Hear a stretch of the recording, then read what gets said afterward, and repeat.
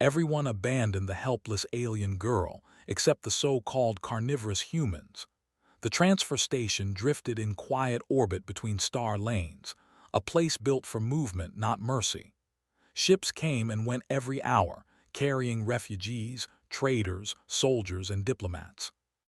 Loud announcement lights flashed in dozens of alien languages, but there was one corner of the station where no one looked and no one listened. That was where the girl sat. She was small, even for her kind. Her skin was pale and soft, marked with faint natural patterns that showed fear by darkening slightly. Her large eyes stayed low, watching feet pass by instead of faces. She hugged her thin arms around herself, trying to stay warm in the cold metal corridor. She had been here for 2 cycles already. At first, she believed her people would return. Her species had fled after their homeworld lost a short but brutal conflict. They were not fighters. They had no powerful weapons, no fleets that impressed the galaxy. When evacuation ships came, space was limited. Decisions were made quickly. Loud voices argued. Strong adults were chosen first. Those who could work or bargain were taken. She had been told to wait. "Stay here," one of the elders had said, avoiding her eyes. "We will come back." They never did. Station officials passed her more than once. Some scanned her tags, saw her species, and moved on. Others pretended not to notice her at all. Helping her meant paperwork, responsibility, questions from higher authorities, and questions were dangerous. Other refugees whispered when they noticed her sitting alone. Some looked at her with pity, most with relief that she was not their problem, a few with quiet fear. Her species was labeled non-essential. In galactic terms, that meant disposable. As hours turned into days, her hope faded. Hunger came in slow waves. Fear stayed constant. She stopped crying after the first cycle because no one reacted. Silence, she learned, was safer. She believed this was how it would end. Then the humans arrived. They did not come in shining ships or loud formations. Their transport was plain, marked with a simple symbol and docking codes that showed humanitarian clearance. They were part of a small relief crew, sent to assist with post-conflict cleanup and refugee processing.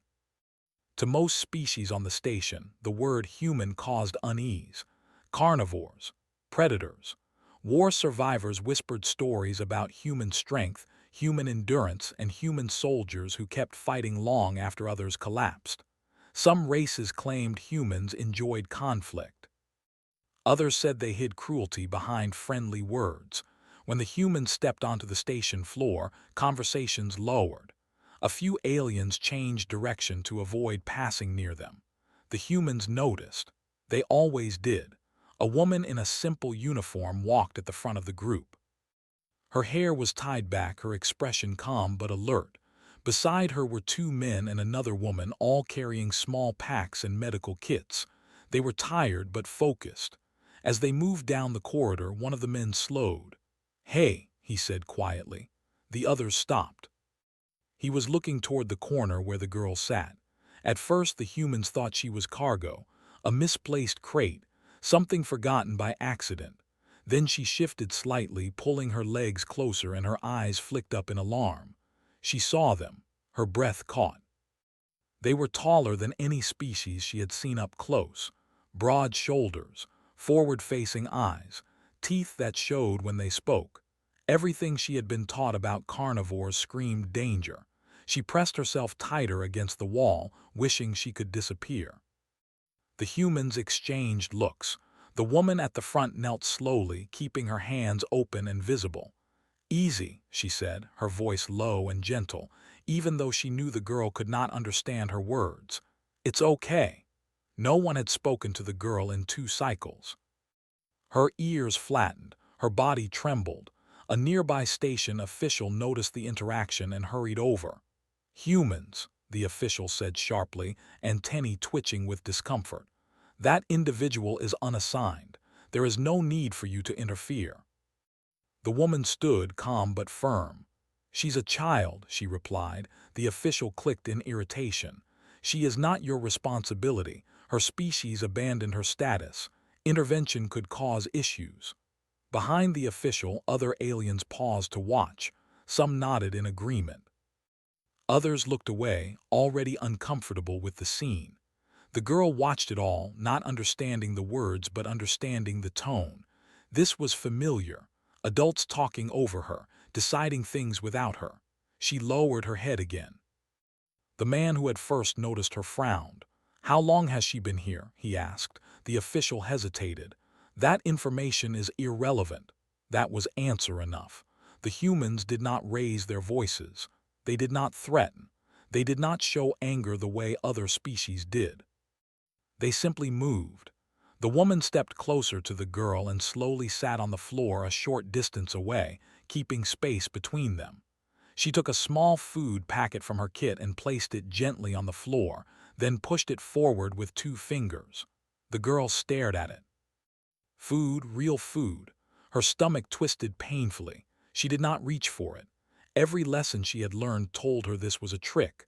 Carnivores did not give without taking. Carnivores hunted. The man sat down as well, farther back, turning his body sideways to seem smaller. Another human stood watch, not threatening, just present. "She's terrified," the second woman murmured. "I know," the leader said softly. "So were we once." The official's antennae flicked sharply. "Humans, you are making a scene." "Yes," the woman replied. "Because this shouldn't be normal." The words carried through the corridor. Some aliens shifted uncomfortably. Minutes passed. The girl's hunger won. Slowly, her hand reached out. She grabbed the packet and pulled it close, ready to retreat if needed. When nothing happened, she opened it with shaking fingers and took a small bite. Her eyes widened. It was warm, soft, made to be gentle on the body. Tears filled her eyes before she could stop them. The humans did not react loudly. They did not smile in triumph. They simply waited. When she finished, the woman offered a small container of water. The girl accepted it this time without hesitation. Something inside her cracked open. The station official took a step back, unsettled. "You do not understand the consequences," they warned. "Your species is already watched." The woman looked up at them, her eyes steady. "Then watch," she said. More humans began to gather as word spread through their team. Medical scans were taken quietly. Injuries were treated. A thin blanket was placed around the girl's shoulders. For the first time since being left behind, she felt warmth that was not just physical. Other aliens whispered, "Why would predators do this? What do they gain? They must want something." But the humans did not ask for anything. After a while, the woman spoke to her team. "We're not leaving her," she said. The decision was simple, clear. The station official reacted with alarm. "You cannot just take her, there are protocols." "There are," the woman agreed. "And we will follow every one. We will register her under human protection." A ripple of shock moved through the watching crowd. No species did that. Claiming responsibility for an abandoned alien meant legal, political, and social consequences. It meant risk, especially for a species already feared. The girl looked up as the humans stood around her, forming a quiet shield. She did not understand what human protection meant, but for the first time, she believed she might survive. As the humans prepared to move her to their ship, eyes followed them from every corner of the station. Some were filled with confusion, some with disbelief, some, for the first time, with doubt about what they thought they knew. And as the station doors closed behind the so-called carnivorous humans and the helpless alien girl they refused to abandon, a question spread silently through the galaxy. If predators could choose kindness, what else had everyone been wrong about? The human transport ship moved away from the station in silence, its engines steady and calm. Inside, the lights were soft, not harsh like the transfer station's cold glow. The air was warm and clean. Everything felt different. The girl sat on a padded seat near the center of the ship, wrapped in the blanket the humans had given her. Her small hands held the edge of it tightly, as if it might disappear if she let go.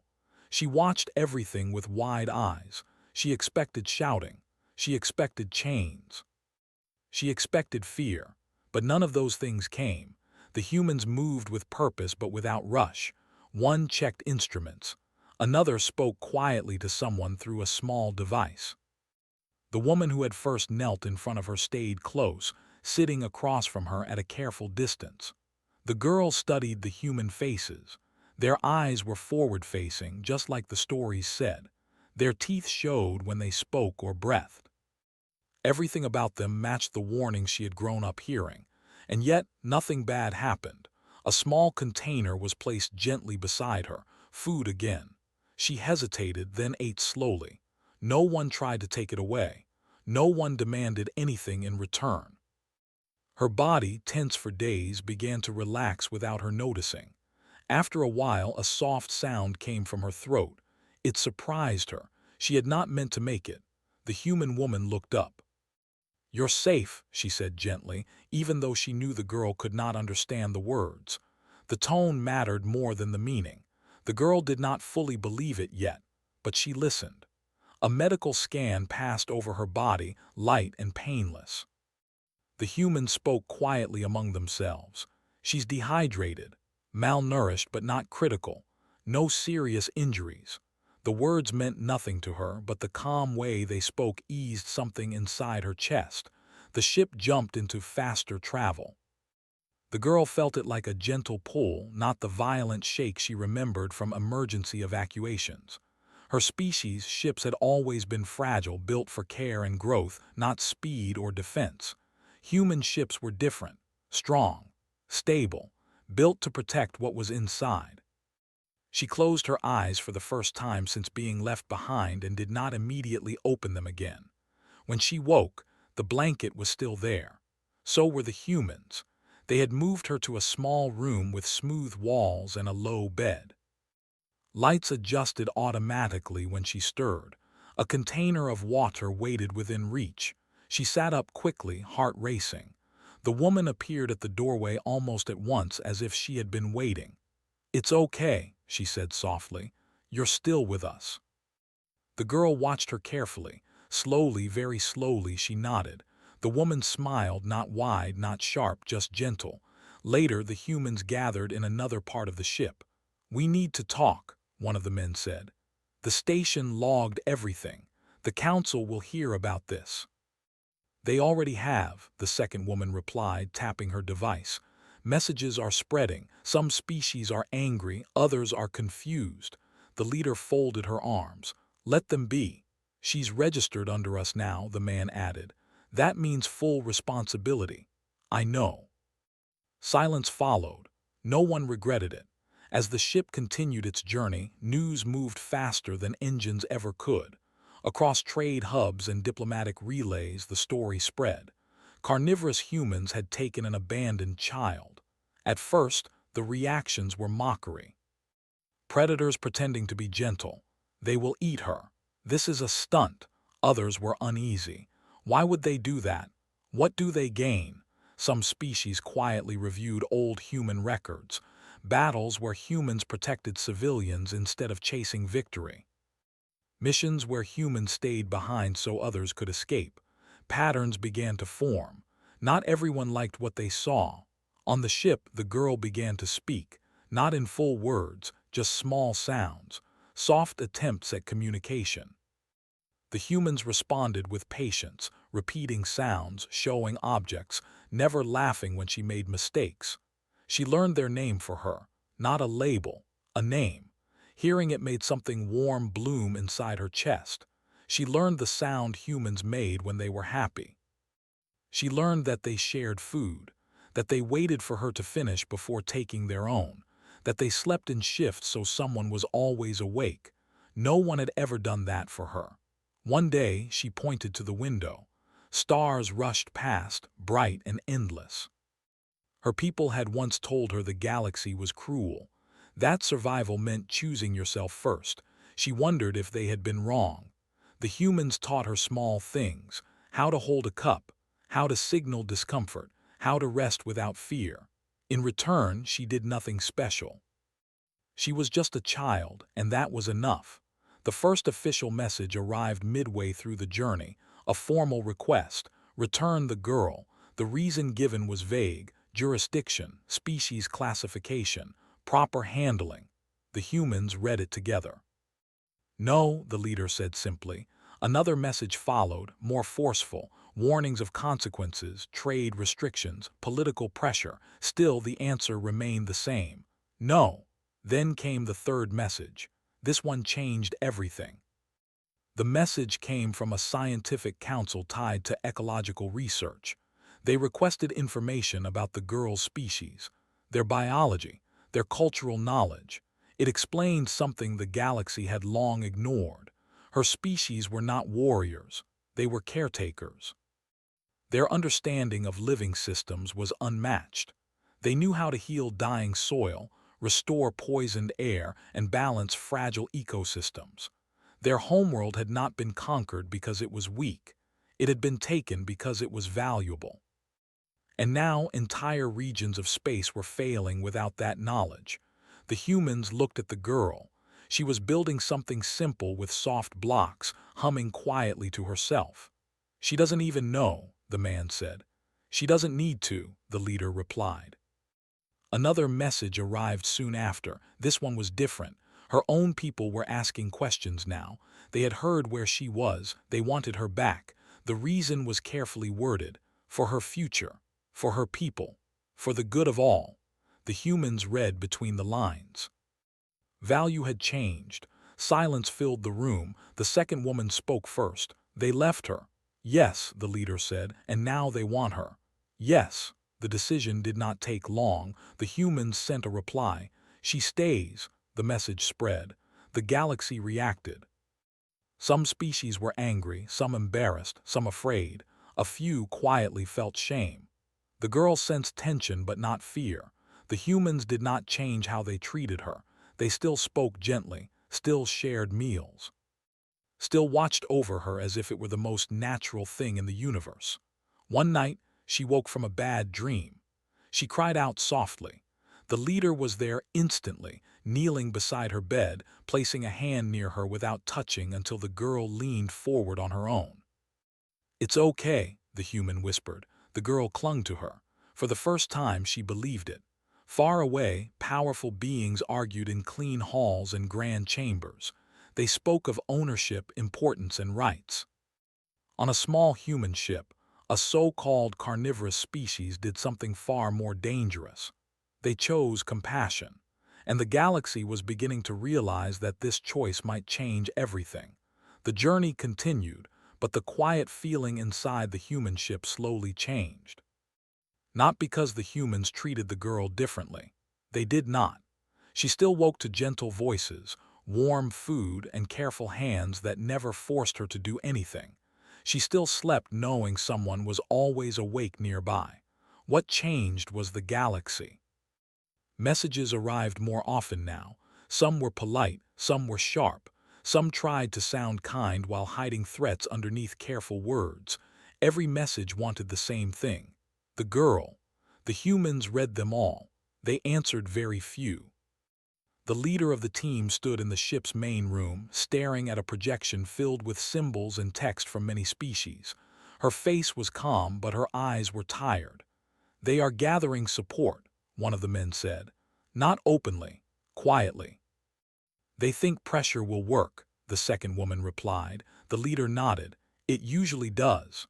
She looked toward the small room where the girl sat on the floor, arranging simple shapes into careful patterns. The girl liked balance. She liked symmetry. She liked fixing things that looked wrong. She doesn't even know what they want from her, the man said softly. No, the leader agreed. And that's why we don't give her to them. As the ship approached human-controlled space, news spread faster than ever before. Across the galaxy, discussions changed tone. At first, many races mocked the humans for wasting time and resources on one abandoned child. Then reports about the girl's species became clearer. Old records resurfaced. Forgotten research was reviewed again. Entire planets were failing, ecosystems collapsing, agricultural worlds turning to dust, and every trail of solutions led back to knowledge that had once belonged to the girl's people. knowledge the galaxy had ignored or taken. The same races that had walked past the girl on the station now spoke of urgency and responsibility. They called meetings. They sent representatives. They spoke of the greater good. The humans listened. Then they refused. On the ship, the girl grew stronger. Color returned to her skin. Her eyes no longer stayed low all the time. She laughed quietly now, surprised by the sound as if it belonged to someone else. She learned more human words, simple ones: food, sleep, safe. She learned that humans pointed to themselves when saying we. She liked that word.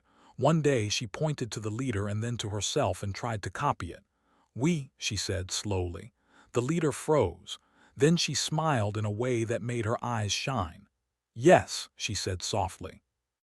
We. That same day, a high-priority message arrived. Not a request, a demand. It came from a coalition of powerful species, including some that had abandoned the girl's people during the evacuation. They claimed legal authority. They claimed urgency. They claimed the right to take the girl for training and guidance.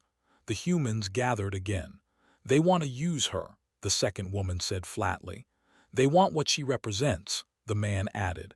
The leader looked at the message for a long time. They don't understand, she said. And that's the problem. Human Command responded quickly. A formal notice was sent across open channels. The girl was under human protection. She would not be transferred. Any attempt to force removal would be considered hostile. The galaxy went silent. Then it exploded. Protests, threats, sanctions, trade delays, political pressure from every direction. Some species accused humans of emotional weakness. Others accused them of manipulation. A few accused them of hiding the girl's value for their own gain. The humans did not raise their voices. They did not send warships. They did not make speeches. They simply stayed. On the ship, the girl sensed the tension again. She noticed the humans checking systems more often. She noticed the way conversation stopped when she entered the room. One night, she asked a question in her own language, a simple one. Why are they angry? The humans did not understand the words, but they understood the feeling. The leader knelt in front of her. Some people, she said slowly, choosing her tone carefully, only see worth when they can use it. The girl tilted her head. And you, she asked, mixing sounds and gestures. The leader placed a hand over her heart. We see you. The girl thought about that for a long time. As human space drew closer, something unexpected happened. Support.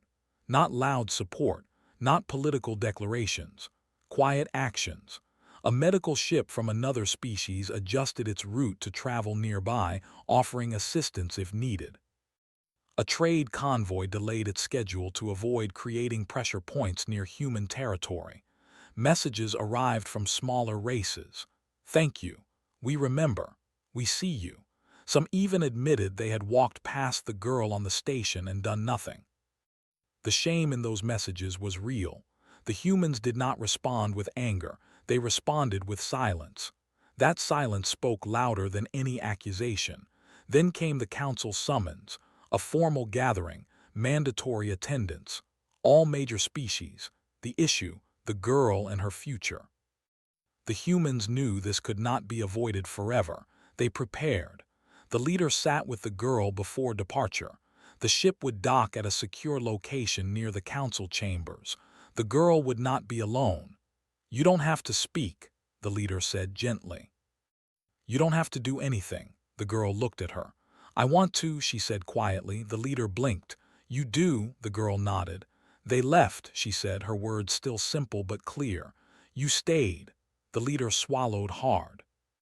The council chamber was massive, built to impress and intimidate.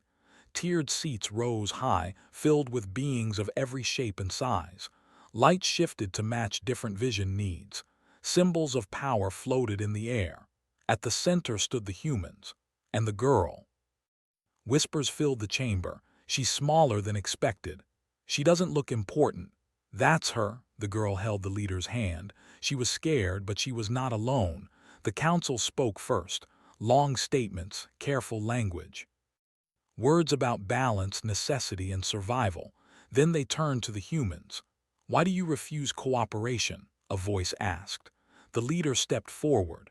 "Because cooperation that begins with abandonment is not cooperation," she said. Murmurs spread. Another voice spoke.